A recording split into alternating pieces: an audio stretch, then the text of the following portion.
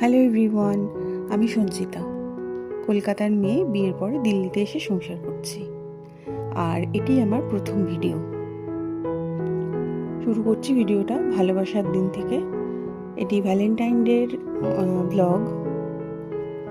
আমরা Valentine day celebrate করতে গিয়েছিলাম দিল্লির চম্পাগুলি বলে একটি জায়গাতে, যেখানটা ভীষণ ক্যাফে ভাইব আর সবসময় একটা হ্যাপেনিং ভাইব থাকে সেই জায়গাটাতে। এখানটা আমার আর আমার হাজব্যান্ডের খুব প্রিয় জায়গা। আর এই ক্যাফেটা আমার সব থেকে পছন্দের ক্যাফে ব্লেক। তো আমরা যখন ঢুকছি তখন আমরা জানতাম না এই ক্যাফেটা বন্ধ হয়ে যাচ্ছে। আমরা গিয়ে বসে একটু ভিডিও করি। তারপরে যখন খাবারের অর্ডার দিতে যাই তখন ওরা জানায় যে এখন ক্যাফে বন্ধ হয়ে যাচ্ছে, এবার এই ক্যাফেটা নতুন করে আবার খুলবে, হয়তো ওনারশিপ চেঞ্জ হবে, তাই জন্যে আমরা আবার চলে যাই। খুব সুন্দর ডেকোরেশন এই ক্যাফেটা, দেখুন। এটি আমি আমার জন্মদিন বা অন্যান্য ব্লগেও শেয়ার করব পরে।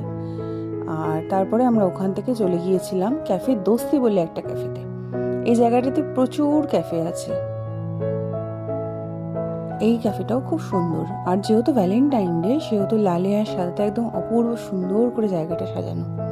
এবং প্রত্যেকটা ক্যাফে ভীষণভাবে প্রাইভেসি মেনটেন করে। একদম দেখুন এখানটাতে কি সুন্দর করে এরা যে নামটা লিখেছে, খুব সুন্দর ডেকোরেশন। এখানে একটু ছবি তোলার জায়গা, এটা একটা ওই গোল টেবিল টাইপের, যেখানে বন্ধু বান্ধব মিলে আড্ডা দেওয়া যায়। আর সব থেকে বড় কথা, এই জায়গাগুলো ভীষণ ফটোজেনিক হয়। এখানে একটু গাছ রেখেছে আর্টিফিশিয়াল। আমার তো আবার এই আয়নাটা খুব পছন্দ হয়েছিল। বরকে বলছিলাম এরকম একটা আয়না কি কেনা যায়, আমাদের বাড়িতে লাগানো যাবে গো? তো ও বললো না, আমাদের ওরকম কোনো জায়গা নেই যেখানটাতে এই আয়নাটা ফিট হবে।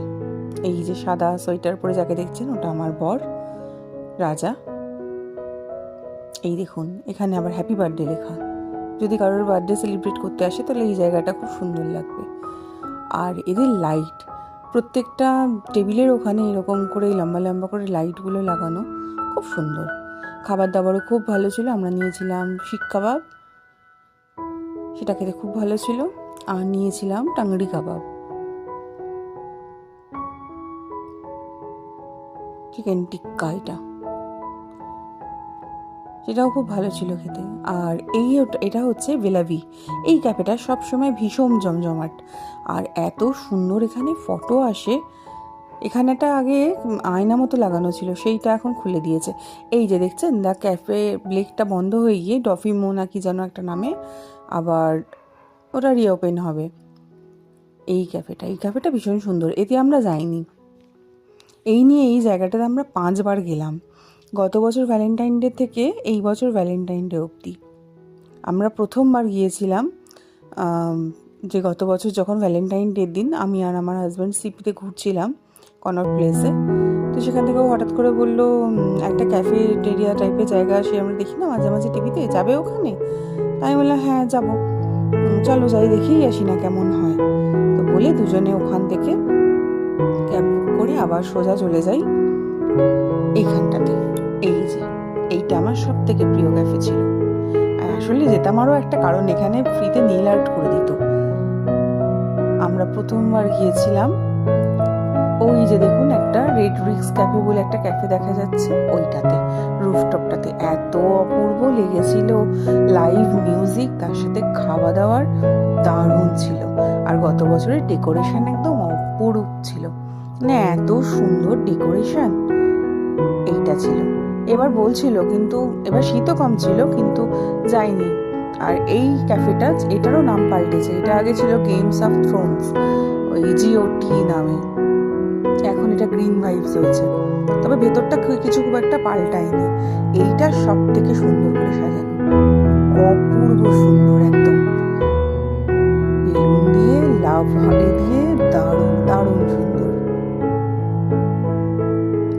অপূর্ব ডিজাইন। দেখছেন কেমন সুন্দর, চারিদিকটা ভীষণ সুন্দর করে সাজানো।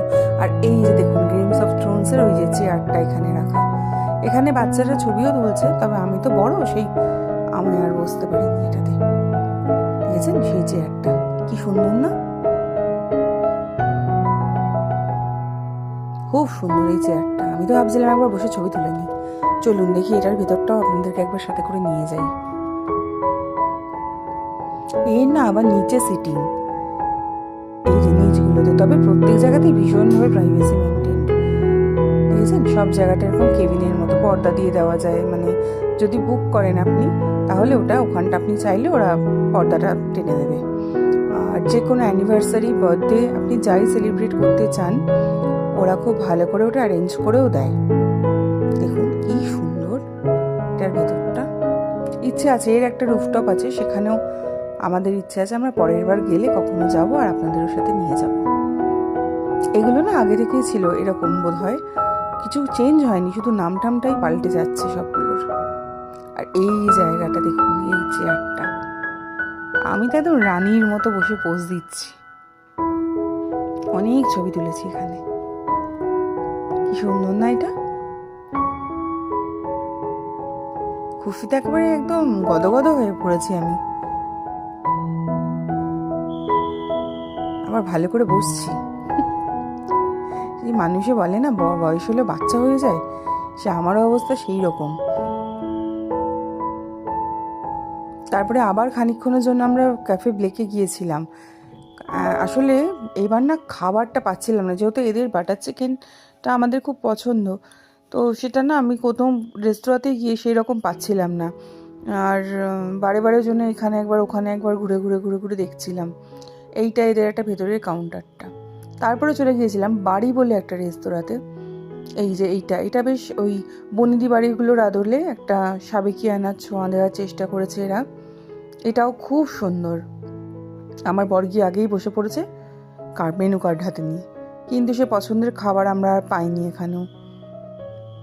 ওখানে খানিকক্ষণ বসে একটু ছবি তুলে একটু ভিডিও করে এটার ভেতরটা দেখিয়ে, দেখুন এই যে দেখেছেন এইখানেও ভীষণ প্রাইভেসি।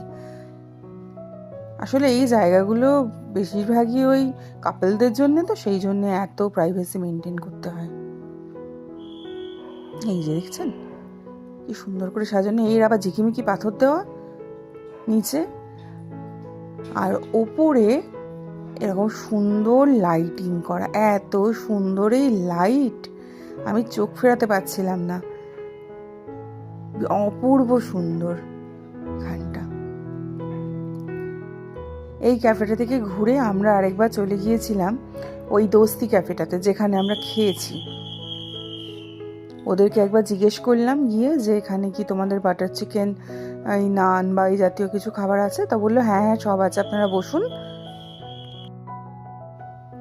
ওরা আবার তাড়াতাড়ি করে সেই বাটার চিকেন, তারপরে নান, তারপরে আমরা এনেছিলাম ওই যে চিকেন টিক্কাটা আমরা খেয়েছিলাম না, সেই টিক্কাটাই আবার বাড়ির জন্য প্যাক করে এনেছিলাম। আমার ভিডিওটি কেমন লাগলো জানাবেন, আর যদি ভালো লাগে একটু লাইক, সাবস্ক্রাইব, কমেন্ট করবেন, সাথে থাকবেন। দেখা হবে অন্য একটি ভ্লগে। আজ তাহলে আসি, সবাই ভালো থাকবেন, সুস্থ থাকবেন।